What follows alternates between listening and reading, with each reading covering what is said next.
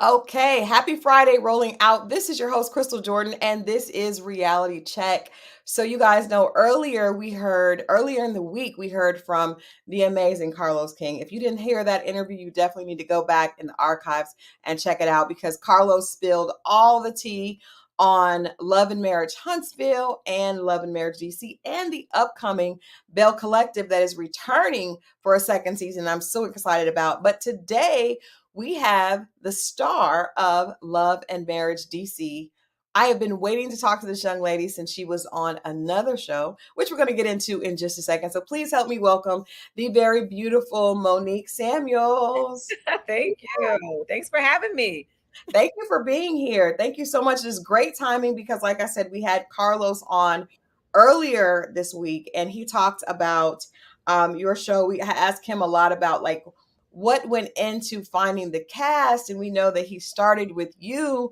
So I would just ask you, can you talk a little bit about the friendship that you formed with Carlos that led to Love and Marriage DC? Oh my goodness, my Libra brother. Yes.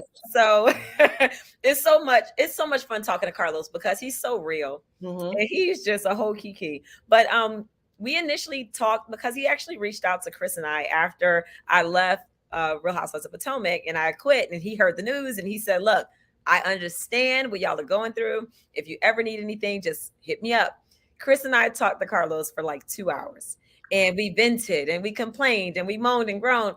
And it was nice because he gave us a space where we could just like be understood and be heard. Mhm. So it just turned into a great like stay in touch, keep in touch type of relationship, which turned into a friendship. Now, when this opportunity came about, he reached out to me and said, "Hey, OWN is thinking about turning Love and Marriage into a franchise. Mhm. And while we have some other cities that we're considering, I would love to kick off DC with you and Chris." And my initial response was, "No, thank you." I'm like, I'm not trying to do another ensemble, Carlos. I already told you that. Yeah. But after talking a few weeks later, he said, "What if we built the cast around you and Chris and Mhm. allowed you to find the couples and then you send me the couples?" And I was like, okay. So Chris and I talked. We had a conversation with our children, and Mhm. then we decided, all right, maybe we can go ahead and get us another shot. And that's what we did. Well, tell me about because I mean, reality TV is has got to be difficult on you guys are so I think people are so brave to go on, especially people that have families, real families, because we see, especially, Love and Marriage Huntsville, we see the breakdown of Yeah, a family, and that's definitely not because of the show, but right. it probably added to that. So did you guys have initial concerns about returning to television, with your marriage and your family, your babies are growing up. What was that conversation like? And what made you guys decide to go ahead and do that? Yes. So we actually liked doing reality TV. Once Mhm. we got into it, we enjoyed it. We just didn't like the situation that we came from. Okay. And our boundary was established very early on in the beginning. I said, my husband, my children, that's where I draw the line, you Mhm. know? But honestly, it's been refreshing to be able to watch yourself on TV and learn yourself. So Mhm. I feel like it speeds up that growth process. Most times in life, we don't get to hit rewind and watch how we were in a moment. That's So true. when you can actually see yourself and you're like, wow, this was a few months ago, and look how much I've changed, or look what I need to work on. Mhm. Now I can actually see how I come across. It really does help that growth process, not only individually, but even in our marriage. So for us, it's been really good because being a reality TV doesn't define where we are in our marriage. If we're struggling regardless, Mhm. Mhm. So for those who go to reality TV and they say, "Oh, it broke up our marriage," no, your marriage was already struggling, Yeah. and it just so happened to be witnessed on this show, Mhm. and then it led to whatever demise it led to. But for us, it's really helped improve our communication, and it's helped us to confront some things that we probably thought weren't a big deal, you know. Mhm. So Mhm. even in talking with the children, we asked them like, what do you think? As soon as they knew it was a different show, they were down for it because they felt like we're starting fresh. And the show isn't about a bunch of bickering women, it's about a bunch of bickering couples. That's what Carlos pointed out. He was like, this is more about the relationship. I mean, the title is Love and Marriage. And so that is very different than Real Housewives, because it was more about the friendships with the ladies. Right. He also pointed out what you said earlier, is those friendships were not genuine and organic. Yeah. But the interesting thing is, even with genuine organic relationships, we still see there's still the same type of, issues amongst women. Did some of Right. the issues with friendship, and that happens on or off TV, but do you think that some of that becomes kind of amplified when you have your friendship that's exposed and you can actually see what they're saying and you're not there? Like, it Yeah. seems like it still becomes a bigger issue because of the television. Well, you know what I love about this group? We made it very clear that none of us were that close. We were social friends. So I tend to use the word very loosely. I call everybody my friend if I've known you for a long time. I'm like, oh, yeah, we're friends. Mm-hmm. But what I come to realize is that, especially when you're on reality TV, when you refer to someone as your friend and then you back that with years, they just automatically assume that y'all are just cool, like y'all are sisters. And I'm like, no, none of us were like that. Okay. So it's interesting because the audience is watching us get to know each other as they're getting to know us. So Mm-hmm. that's what I love about the show. It's very genuine. There was only one person on the show trying to make it seem like we had more of a friendship than we actually had. And those things will get cleared up at reunion. But I'm Mm-hmm. grateful for the fact that we all were in a position where we were learning each other and getting to know things about each other that we did not know, even given the history. Okay. So Yes. who were you the closest to, and who were you the least closest to, just coming into the series? I'm closest to my husband. Look, Of he the now if ladies. it comes down to friendship, Mm-hmm. my husband is my best friend and he is my only friend. He is the Okay. only person that I can genuinely say is my friend because he knows any and everything about me. He knows my moods. He can anticipate how I'm going to react in a situation. None Mm-hmm. of these ladies on the show or their husbands could do that. You know what I'm Yeah. saying? So closest to my husband, the least closest to from the time that we started filming until now, honestly, would be Winter. Okay. So she's the only person that doesn't really like reach out to other people and say, hey, let's get together, unless it's in a camera involved or unless it's dealing with show stuff. So, Mm-hmm. like, I'm a person where I reach out to everybody. I'll text you, I'll check on you, I'll see how you're doing. But that's not always given in return. Now, one thing I can say about Ashley, Arena, and Tasha, we keep in touch. We talk just about every day over text message. We have a group text. We talk all the time. Whenever there's anything going on, everybody's sending invites to each other Mm-hmm. and we're in the know of what's going on in each other's lives. So we've developed what I would call a friendship. So we have now moved into another level. Okay. We have a pretty good idea of who each other is. We're still getting to know each other, but Mm-hmm. we're developing a beautiful sisterhood that I can appreciate. And what I love about it is that it's reciprocated. Yeah. Okay. That's interesting. We didn't know that what the level of connection was with you ladies. What do you think you're learning? I guess I'm going to ask you about each lady, so you can just answer as you see the relationship and what you would like to share. But what have you learned that you like, and what are you still, I guess, dealing with learning about each of the ladies? Let's start with Winter, since she's the Okay. least connected. So what have you learned about her from the show? Because it's interesting. If you guys weren't super close, what made you pick each woman to be a part of the cast? Okay. So that's a great question. The reason why I chose Winter had just gotten married to her soon to be ex husband, Kevin. Mm-hmm. I've known Kevin longer than I've known Winter. I go way back with Kevin. Mm-hmm. So when I saw that they were newlyweds and they seemed to be very happy, as I was developing my list to send to Carlos, I said, here's a great couple. They just got married. They're like head over heels for each other.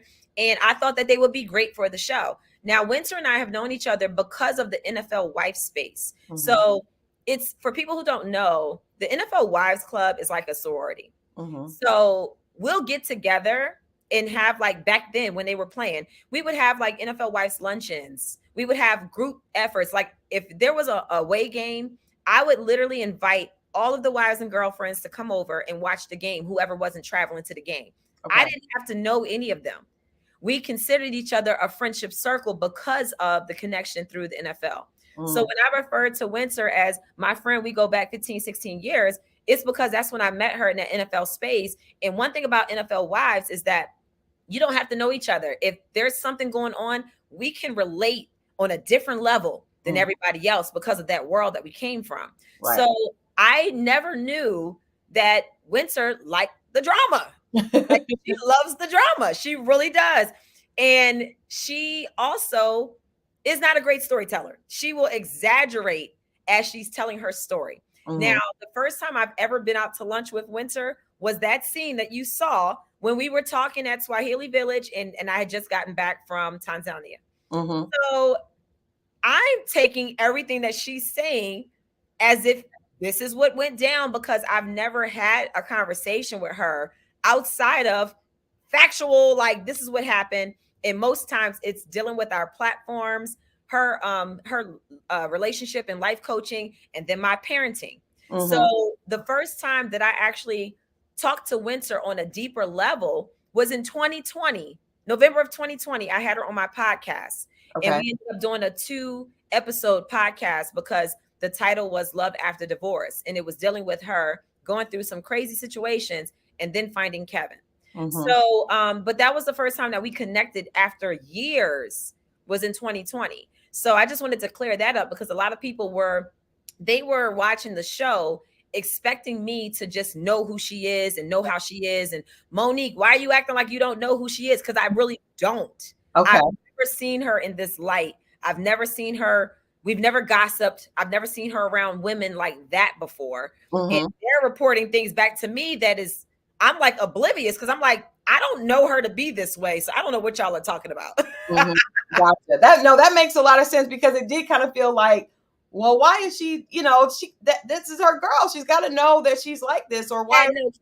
Had no clue. And it's crazy because I said it over and over again during the filming process and in my confessionals. I was laying it out like, this is how I know her and this is who I know her to be. But they never showed my confessionals. So of course, everybody in the viewing world is looking at the TV like, dang, Monique is tripping. Why is she treating her like this? I don't know who she is at this moment. And I can't discount what these women are saying their experience with her has been. So I was literally Moni in the middle. Gotcha. There we go. Yes. In the middle. Okay, let's go on to Ashley. What are you learning? What are you enjoying learning about her? Was there, obviously there is a closer connection now, but talk a little bit about why she was someone that you brought to the show. One reason that I definitely was like, we need the Silvas, is because Ashley is hilarious. This girl is funny without even trying to be funny. She's going to keep it to you real. She's very direct. And to me, when you're looking for someone to be on reality TV, she had every it factor. Like, she's beautiful. She's a mom, so we related on that level. She's a wife, we related on that level. We both get each other. And in a way, she reminds me of that NFL world. There's not a DJ Wives Club. Right. But her life was very similar to how it is for those that are married to NFL players, with your husband being gone and you're holding down the kids and you're at home with the children and you don't really have much time for you. Yeah. So I just knew she would be perfect for the show because we walk a very similar journey. And I really wanted to get to know more of her because I only knew her on a social level. Gotcha. Okay. Arena. Now, how I met Arena, there was a Instagram page called the Black Socialites, and we actually became friends. The founder of that page, Kyle, he actually passed away a few years ago. But I met Arena through watching him post Black Socialites in the DMV. Nice. And he posted her, and I'm messaging him like, who is she? I'm like, she is everything. Like, I need to know her. She just seemed like a breath of fresh air. She's very confident. She's fly as hell. And she just like, something about her just pulled at me. Like, I need to know her. Like, I need to just like hang out with her and just see what she's about. And I slid into her DMs and we were talking. And this was when I was on RHOP. And I said, girl, you need to be on this show. Like, you are fly, you can dress, you're gorgeous, you're married, you have an actual husband. I'm like, you need to be on this show. And things didn't work out with that, but she was one of the first people I thought about when Carlos said, all right, send me some couples. I'm like, oh, we got to get the Tylers. So she's just a fly person, and she brings that, she has that mothering nature that she brings, but she can also check your butt too. Absolutely. Absolutely. Are there any, so like in Love and Marriage Huntsville, we see different couples and there's different dynamics for the couples. And I'm assuming that when you guys watch it, you're seeing issues in each marriage and relationship that you had no idea were going on, because it's very intimate there, and then it gets shared with the public. Are there any surprises, things that have surprised you about their relationships that you weren't aware of, that you were kind of shocked or taken aback when you saw shared, on the episode?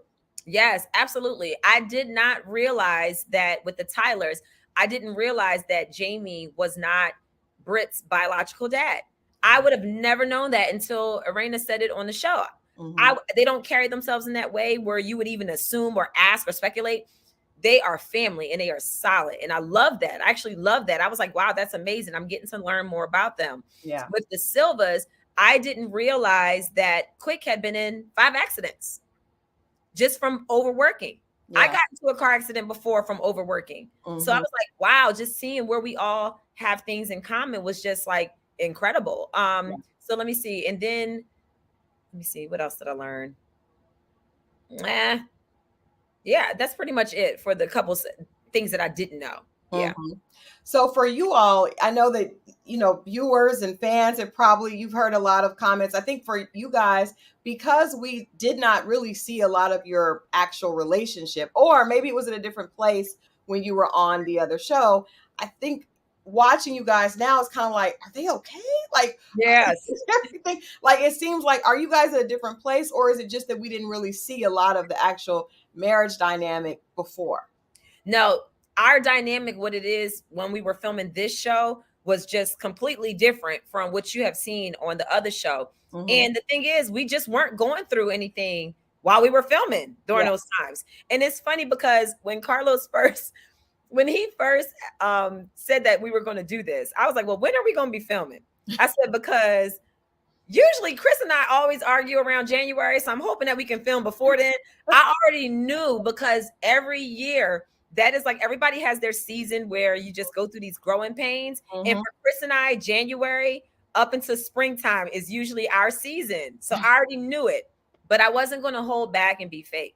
So I'm like, we filmed in the spring, in the summer, and the fall with Real Housewives of Potomac. So y'all never got to see any of how we get through and get to that place where we can be lovey-dovey. Right. So I was open to just showing that, because number one, I can't fake it. You know, if he's irritating me and I'm irritating him, you're going to see it, And number two, it was important for me to let people just know that we're not perfect all the time. We're not perfect anytime. We have arguments, The thing that I wish people could have seen more of is the context behind our arguments. Because if you only show the most heated moment while we're already deep into the argument, you're going to be looking like, what in the world is going on? Yeah. And think about Chris. So I'll bring to him whatever is going on. And what he'll do is he'll be quiet. He'll just kind of sit there. Or he'll say, all right, I'm working on it. All right, I'm sorry. And that's his way of like, shut the F up. You know what I'm saying? That's how he does. Whereas if Chris comes to me, there is no argument usually, because I'll sit back and say, okay, he'll be like, well, you did this and I didn't appreciate it. And I'll be like, okay, all right, I'll definitely be more mindful, and then it's done. Yeah. It's that pullback, that pushback that we get when I'm trying to address my husband, who is a great man, but he ain't perfect. So at the end of the day, I'm like, our biggest issue was that I felt unheard. I felt like whenever I brought things to him that were important to me, that I needed from him, he just looked at it like it wasn't a big deal. Yeah. He would brush me off to the side. So when you see me very aggravated because I'm fed up with getting pushed to the side. Yeah. I keep making changes for you, but then when I'm asking you to curb some of the things you're doing, which causes a burden onto me, you're looking like, okay, I'm gonna work on it. I'm sorry. Yeah.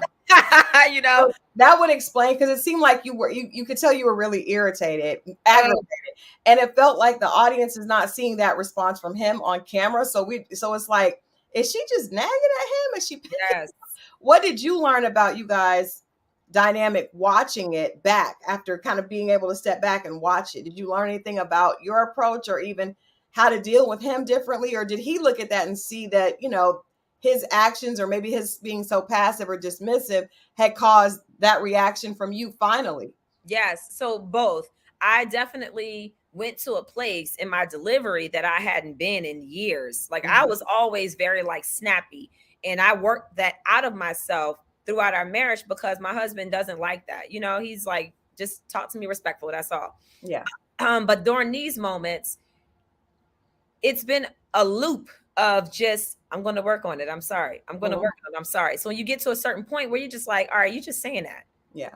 So don't play me like I'm a fool, you know? Mhm. Mhm. And one thing that he has realized is that, okay, yeah, I do say that a lot. I do, kind of back out of it and just be like, all right, I'm sorry. I don't want to deal Mhm. with it. So he's learning that he needs to actually show more action. I'm not about the talk. You got Mhm. to show me. We've been Yeah. talking for years. So yes, we definitely learned a lot.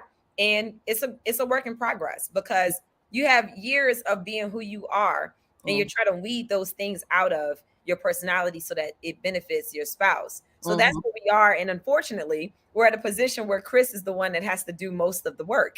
That's where we are now, right? That's where we are now. But I want to ask you, because we met you all years ago. Some of the viewers, I'm sure you have new fans and new viewers now that you're at OWN. But we didn't get a chance to see you guys fall in love, and you go through all the. I'm sure it's got to be very stressful being a NFL wife. We had the opportunity to talk with Jackie Christie from Basketball Wives, and we were just talking about just some of the pressures of being a wife of a pro athlete. That has got to be a lot. So I just want to kind of ask you, because we didn't get a chance to see you in that stage of your life. Tell me about you guys' love story and some of the challenges that you guys were able to overcome to get to this point where you are 10 years in, and you do Yeah. have, a family that's kind of probably settled down from some of that was going on early on when he was playing, and I'm sure it had to be a lot more stressful in certain ways back then. Yes. So when we first met, we met because of music. I was rapping and he was thinking about starting a music label. Mm-hmm. So one of his business partners was a client at the law firm that I worked at. And he said, you got to meet Chris Samuels. He plays for the Redskins. He's thinking about starting a music label. So I'm like, okay, cool. First time I meet him for business, he's like, you got a man? And I'm like, yeah. Like, all right, let me hit you with these bars though. So we stayed in touch over the years. And it was years later that we just started hanging out as friends. And then that turned into us really feeling each other and falling in love. We dated for 6 years before we got married.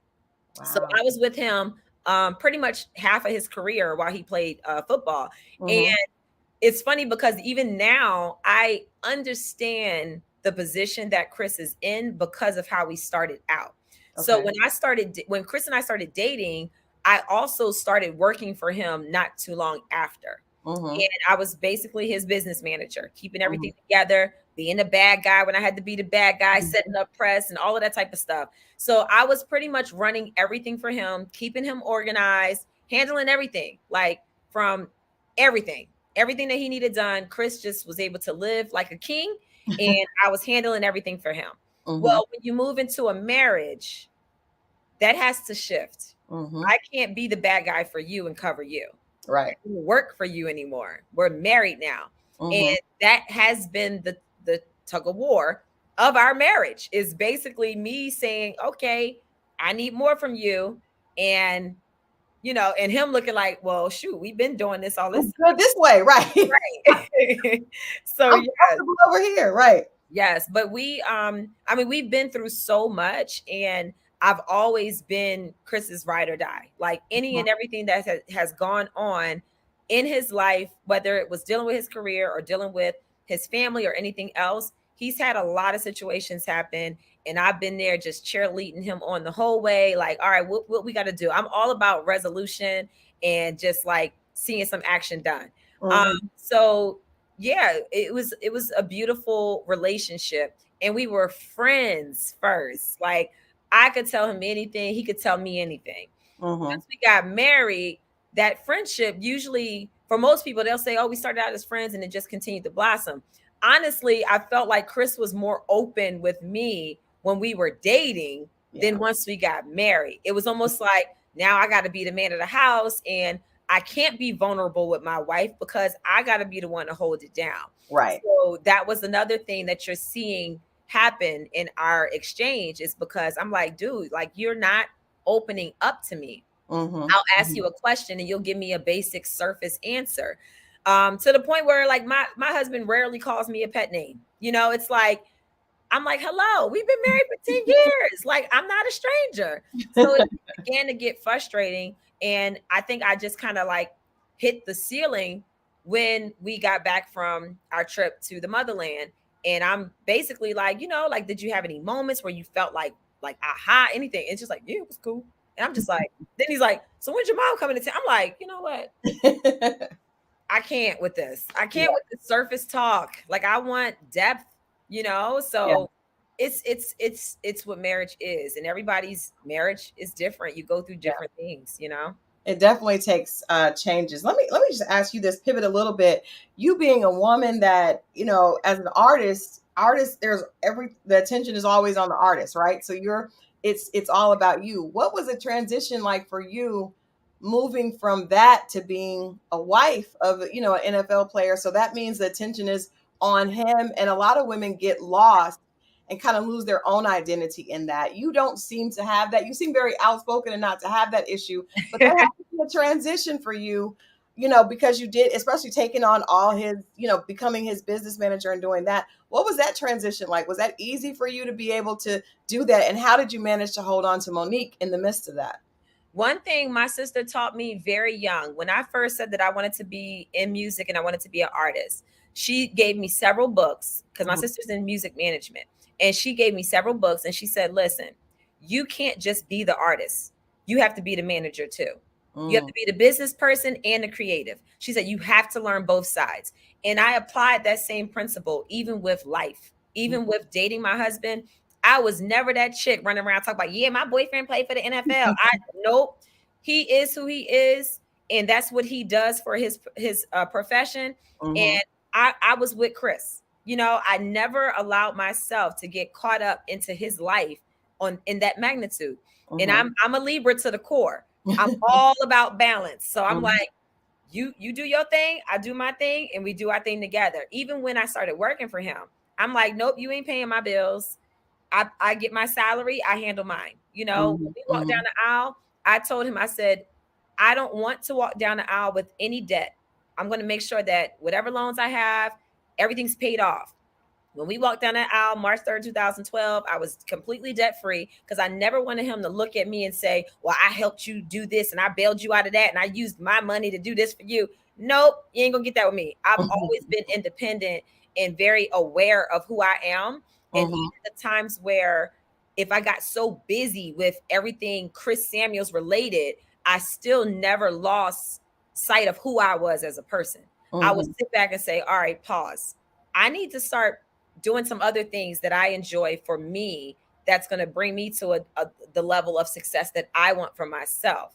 And mhm. I always tried to maintain that balance. At times it was challenging, but as far as who I am as a person, I've never lost touch of that, like ever. Yeah, that's impressive because I'm a Thanks. Libra too, so I relate to that balance. But I would assume in that world, it could become there's so many women. Number one, their goal is to marry someone that's able to provide for them. So hearing someone say I was exactly the opposite, I wanted to, maintain my independence. That's probably something that set you apart. I'm assuming Yes. from all the other women It because did. don't ever hear that. Listen, when Chris asked me, when we were dating, he asked me, when do you see yourself getting married?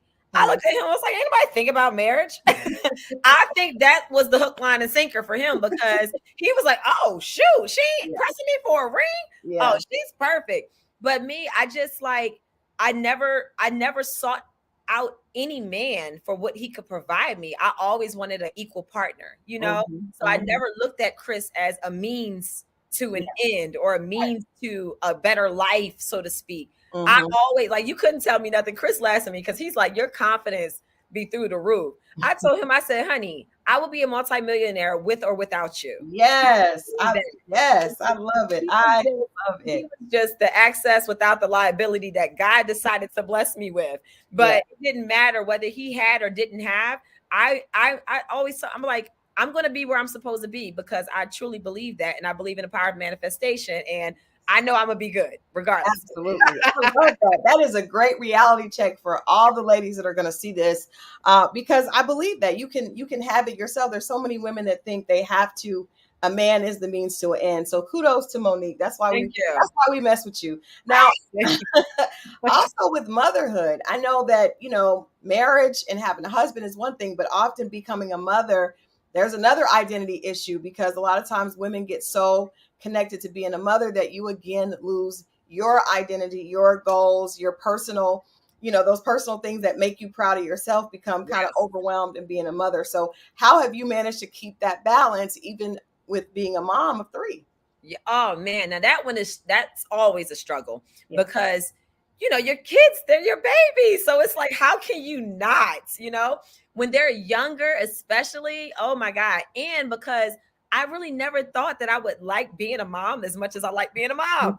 So I just fell so in love with them. And I just like everything about what I do is family. So everything is always aligned. Um, but you do have those moments where, like I said, set office hours. I would have to tell my kids, like, all right, mommy's going to be busy. And then at this time, this is what we do. They Mhm. already know Saturdays and Sundays are reserved for them. Yeah. It's rare that we have plans on the weekend that don't include our kids. Most Mhm. times we are making sure we spend the time with them in the evenings. The only thing about now that I'm doing radio in the mornings, I hate that I don't get to see them when they wake up. That Mm. eats me up every day because I'm so used to seeing them wake up and then I'm the face that they see when they go to bed. Mhm. So when it comes to trying to maintain your identity after having children, it is a constant determination. It's a Mhm. constant, like, okay, I'm big on prioritizing and I'm big on making lists. So I Mhm. will make a list of what my goals are for the first quarter as it pertains to me as a person or even my business. And then I only focus on those things. I don't Mhm. try to put so much on my plate. I've been down that road before Yeah. where you look at all that you have to do almost for the whole year. And Yeah. then you get so overwhelmed. You feel like Mhm. you have to achieve and conquer everything. And next thing you know, you look up and you are completely on E and wiped out. Absolutely. So, yes, now I look at things as everything will happen when it's supposed to happen. And Mm. then slowly but surely, I'm checking things off my list and I'm not letting it overwhelm me because if it ain't gonna kill me, it's gonna make me stronger. I'm Mhm. like, look, the kids ain't gonna die if I don't make their pancakes this morning. know, Daddy's gonna have to make the oatmeal and they Mhm. will have to be fine with it and they will adjust. Yeah. That is great. That's great. Another great reality check for people because eating an elephant one bite at a time is key. It's like you can become very overwhelmed trying to do everything at once or feeling like you're responsible for everything. Being Yeah. a great wife, being a great mom, being a great career woman, it can become very overwhelming.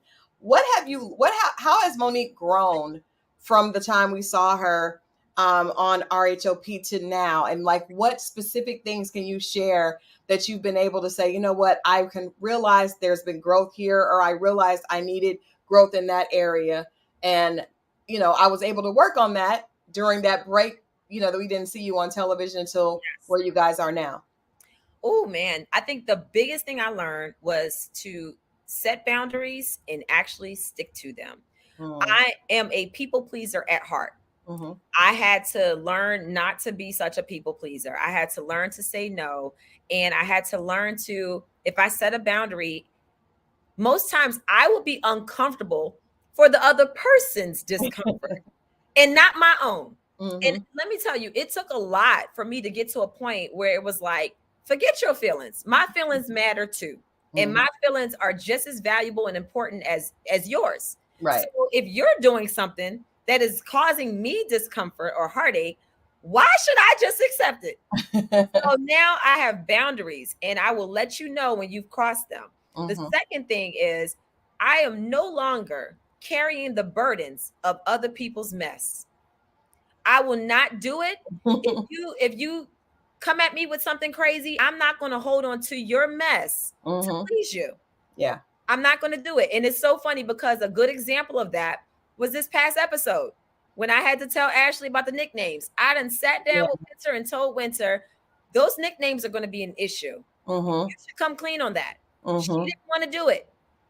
So I was like, I had to think back and I was like, all right, this is real messy. I don't like having to do all that back and forth. But then when Mm-hmm. I really thought about it, I was like, why am I going to carry the burden of something she said? Yeah. So now when we play back the episode and the ladies see it, whether it's months later or right then and there, they're gonna be looking at me, mad at me because of something that she did that I didn't go back and make them aware of Yeah. as I'm trying to get them to pursue a friendship. Mm-hmm. I Mm-hmm. said, no, ma'am, not gonna do it. So here it is. If you call me messy, I don't even care Yeah. because I'm not going. If you're talking crap to a person that I'm trying to get you to have a great friendship with, I should not have to be the one to carry that burden. I'm not the one that said it. Yeah. So Yeah. so That was because it made you look a little bit like a bone carrier, but I understand that. Is there a way to let people know? And I guess it makes for great television. It's a great right. That's episode. the other thing. It also works with the nickname Moni in the middle because Yep. it all works out.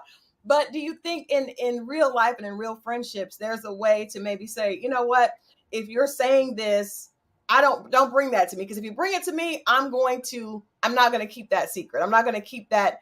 I'm not going to keep that quiet because that's not in alignment with how I feel and how I move. Or do you think it has Well, to come out some kind of way?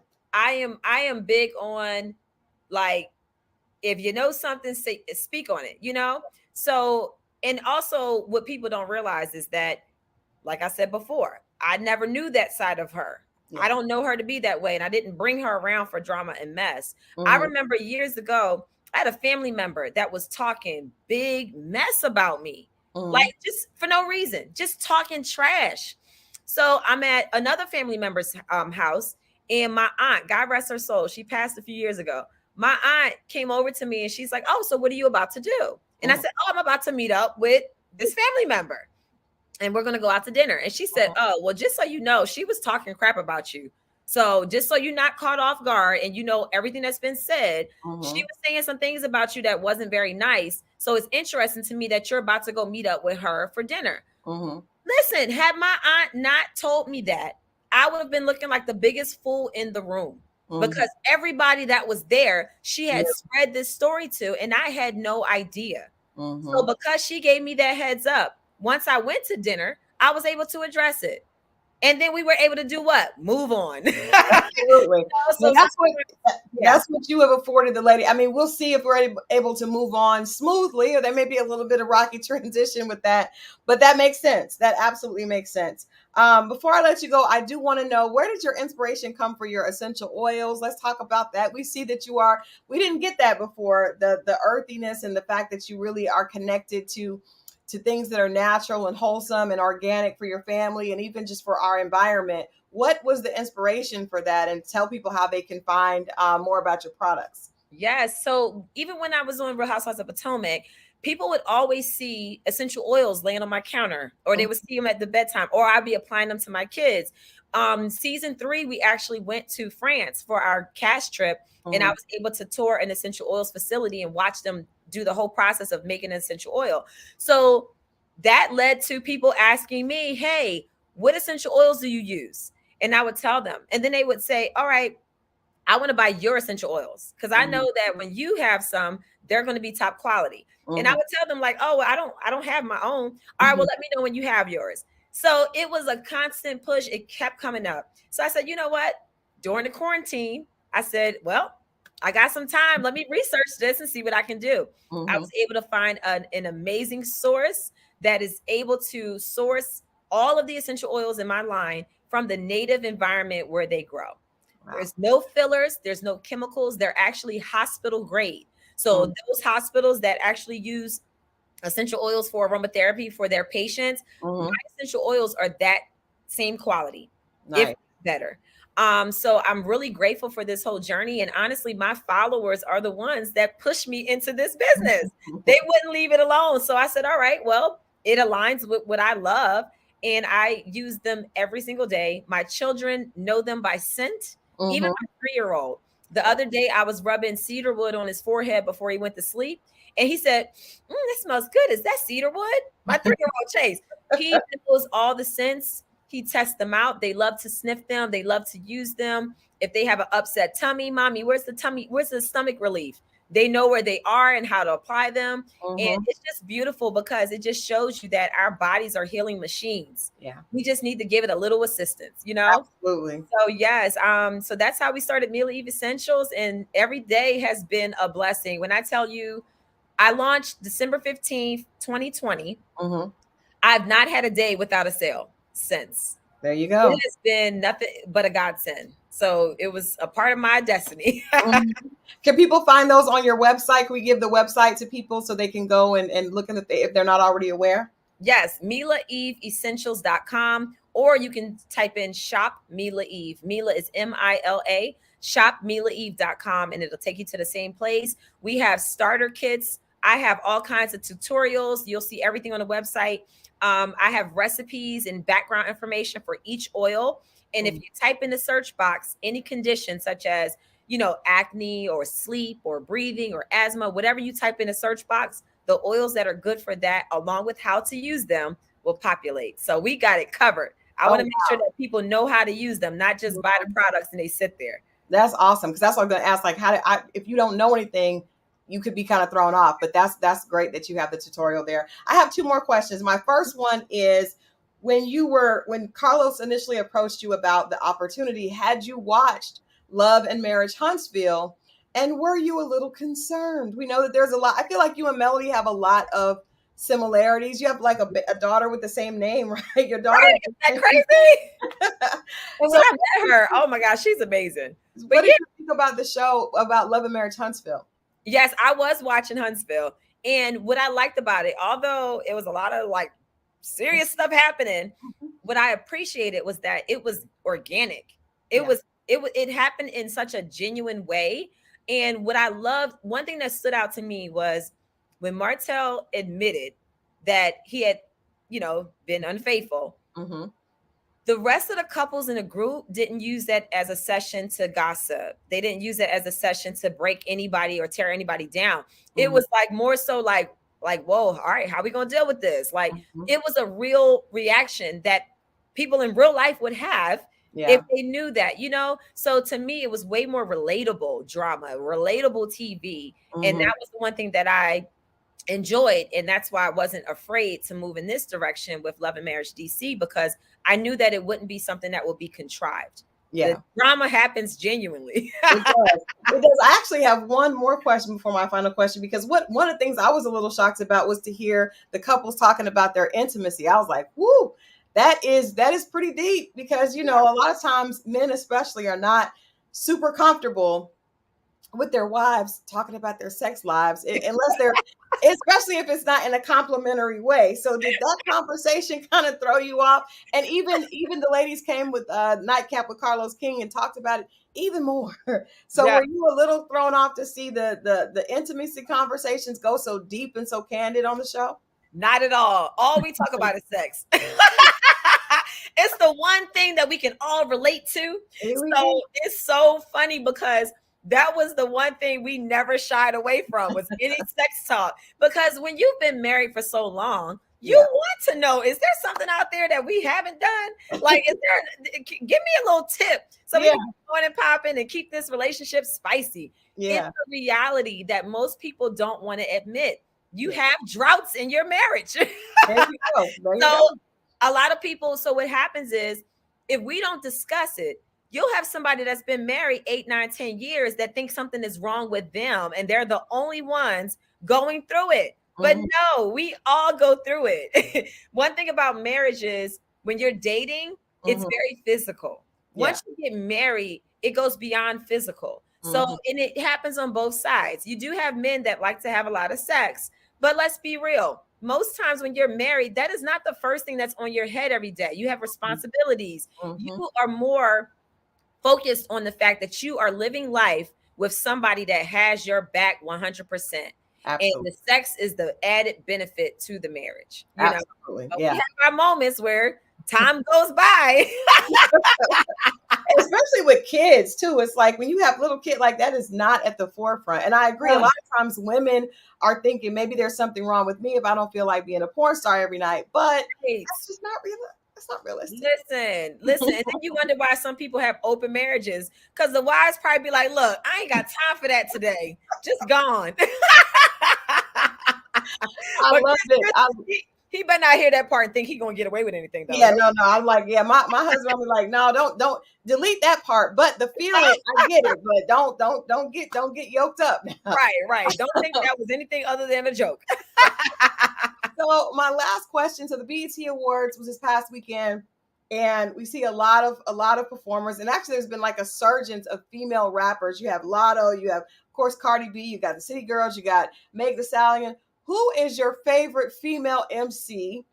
And is there any chance that we can get a little taste of Monique, in an upcoming episode doing what she's done so well? Oh my gosh! First of all, don't get me wrong, the artists these days are very talented, but my favorite MC female will always be Lauryn Hill. I love it. Will always be Lauryn Hill. Like, I have not experienced a talent greater than hers, with the amount of knowledge that she drops, with the fact that her album, The Miseducation of Lauryn Hill, came out 20 years ago, and it still goes hard. If you listen to my stories that I posted, I was cooking the other day, and you hear it playing in the background. It's real. I absolutely love her, and I love that she was able to use music in a positive way and have a positive impact on females. I'm not for all of the booty shaking and the butt clapping and all of that stuff. I think that it takes away from who we are as women.